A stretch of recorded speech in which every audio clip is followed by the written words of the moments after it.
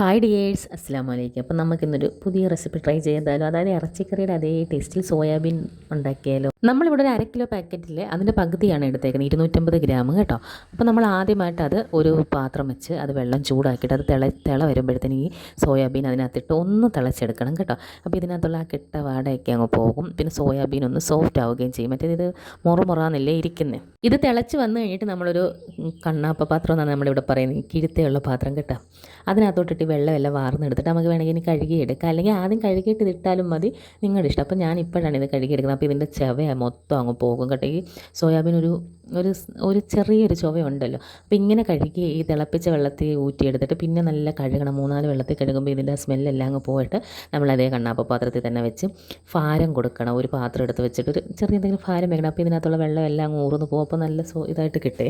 നമ്മളിവിടെ 250 gram soya ചങ്ക്സിന് 3 നല്ല അത്യാവശ്യം വലിപ്പമുള്ള സവാളയാണ് നീളത്തിലരിഞ്ഞ് വെച്ചേക്കുന്നത്. ചെറിയ സവാളയാണെങ്കിൽ 4-5 എടുക്കുക. ഇത് മീഡിയം സവാള ആയതുകൊണ്ട് 3 എണ്ണമാണ് എടുത്തേക്കുന്നത്. പിന്നെ നമ്മളൊരു കുക്കർ എടുത്ത് ചൂടാക്കി, കുക്കറില്ലെങ്കിൽ അല്ലാതെയും വെക്കാം, കുഴപ്പമില്ല. അപ്പോൾ ഞാൻ ഇത് കുക്കറിനകത്താണ് വെക്കുന്നത്. എന്നിട്ട് നമ്മൾ വെളിച്ചെണ്ണ ഒഴിച്ച് പെരിഞ്ചീരകവും കുറച്ച് കടുകും വേണമെങ്കിൽ പൊട്ടിക്കാം കേട്ടോ. അങ്ങനെ അത് രണ്ടും കൂടെ പൊട്ടിച്ച്, ചിലവ് പെരിഞ്ചീരകം മാത്രം പൊട്ടിക്കുന്നവരുണ്ട്. അങ്ങനെ പൊട്ടിച്ചിട്ട് നമ്മൾ ഈ അരിഞ്ഞ് വെച്ചേക്കുന്ന സവാളയും കൂടി ഇട്ട് കുറച്ച് ഉപ്പ്, സവാളയ്ക്ക് ആവശ്യമായ ഉപ്പ്, അതായത് വഴണ്ട് വരാൻ ആവശ്യമുള്ള കുറച്ച് ഒരു നുള്ളു ഉപ്പും പിന്നെ ഒരു 1/4 ടീസ്പൂൺ ഗരം മസാലപ്പൊടിയും കൂടി ഇട്ട് നന്നായിട്ട് വഴറ്റുക കേട്ടോ. എന്നിട്ട് നമ്മൾ ഇതിനകത്തോട്ട് കുറച്ച് കറിവേപ്പിലയും കൂടി ഇടുക. എന്നിട്ട് നന്നായിട്ട് കുറേ നേരം വഴറ്റണം. ഈ കുക്കറിന് അത്യാവശ്യം നല്ല ചൂടുള്ളതുകൊണ്ട് നമ്മൾ വഴറ്റിക്കൊണ്ടേ ഇരിക്കണം. അത് കഴിഞ്ഞിട്ട് നമ്മൾ ഇഞ്ചിയും വെളുത്തുള്ളിയും പേസ്റ്റ്, അതായത് ഒരു ചെറിയ കഷ്ണം ഇഞ്ചിയും ഒരു വെളുത്തുള്ളിയും കൂടെ ഒന്നിച്ച് ചതച്ചെടുത്തതാണ്. അത് രണ്ടും കൂടി ഇട്ട് നന്നായിട്ട് ഇളക്കുക. അപ്പോൾ ഇഞ്ചിയും വെളുത്തുള്ളിയും പേസ്റ്റ് ഇടുമ്പോൾ പിന്നെ ഇളക്കാതിരിക്കരുത്, കാരണം ഇത് ഇട്ട് കഴിഞ്ഞാൽ ഉടനെ അടുക്കി പിടിക്കുക. അതുകൊണ്ട് നമ്മൾ ഇളക്കി കൊടുക്കുമ്പോൾ ഇത് അടുക്കി പിടിക്കത്തില്ല. അപ്പോൾ ഈ ഇഞ്ചിയും വെളുത്തുള്ളിയുടെയൊക്കെ പച്ചമണം പോയി കഴിയുമ്പോഴത്തേന് ഒരു സവാളയല്ല ഒരു തക്കാളി നീളത്തിലരിഞ്ഞതും കൂടെ ചേർത്ത് നന്നായിട്ട് വഴറ്റുക.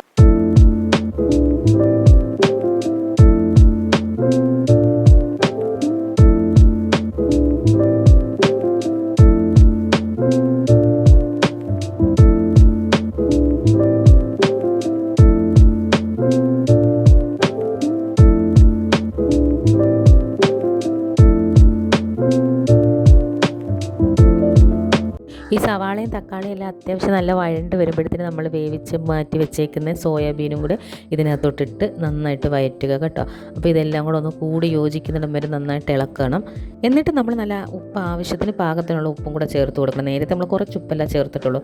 അപ്പോൾ ഇനി നമ്മൾ രണ്ടിനും കൂടെ ആവശ്യമായുള്ള ഉപ്പും കൂടെ ചേർത്ത് നന്നായിട്ട് വഴറ്റി അതെല്ലാം യോജിച്ച് കഴിയുമ്പോഴത്തേക്ക് ഈ കറിക്ക് ആവശ്യമായിട്ടുള്ള ഗരം മസാലയും കൂടെ ചേർക്കണേ. അപ്പോൾ ഞാൻ ഒരു 1/2 ടീസ്പൂൺ ഗരം മസാലയും ചേർത്ത്, പിന്നെ മഞ്ഞൾപ്പൊടി നമ്മൾ ഓൾറെഡി ഇതിൻ്റെ ഇടയ്ക്ക് ചേർത്തിട്ടുണ്ടായിരുന്നു സവാള വഴറ്റുമ്പോൾ തന്നെ. ഞാൻ അത് പറയാൻ വിട്ടുപോയി.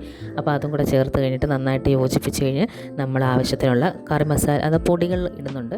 മുളക് പൊടിയും മല്ലിപ്പൊടിയുമാണ് ഇടുന്നത്. അപ്പോൾ 2 സ്പൂൺ മുളക് പൊടിയാണ് ഇടുന്നത്. നമ്മൾ എരിക്ക് ആവശ്യമായി, കാരണം നമ്മളിവിടെ പച്ചമുളകൊന്നും ഉപയോഗിക്കുന്നില്ല. അതുകൊണ്ട് 2 സ്പൂൺ മുളക് പൊടിയും 1/2 ടീസ്പൂൺ മല്ലിപ്പൊടി ഇടുന്നുള്ളൂ. നമ്മൾ ഇറച്ചിക്കറിക്ക് ഇടുന്നത് പോലെ മല്ലിപ്പൊടി ഇടുന്നില്ല, കാരണം ഇത് സാധനം വേറെയാണല്ലോ. അപ്പോൾ 1/2 ടീസ്പൂൺ മല്ലിപ്പൊടി, ഇവിടെ മുളക് പൊടിയാണ് ഞാൻ ഇവിടെ കൂടുതലായിട്ട് ചേർത്തേക്കുന്നത്. എന്നിട്ട് നന്നായിട്ട് വഴറ്റി നല്ല യോജിപ്പിച്ചെടുക്കണേ. ഞാനിവിടെ സാധാ മുളക് പൊടിയാണ് എടുത്തേക്കുന്നത്.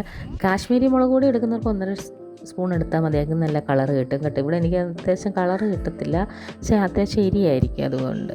അപ്പം നമ്മളിതെല്ലാം നന്നായിട്ട് മിക്സ് ചെയ്യും. ഈ പൊടികളുടെ പച്ചമണം മാറുന്നിടം വരെ നമ്മൾ ഇളക്കി കൊടുക്കണേ.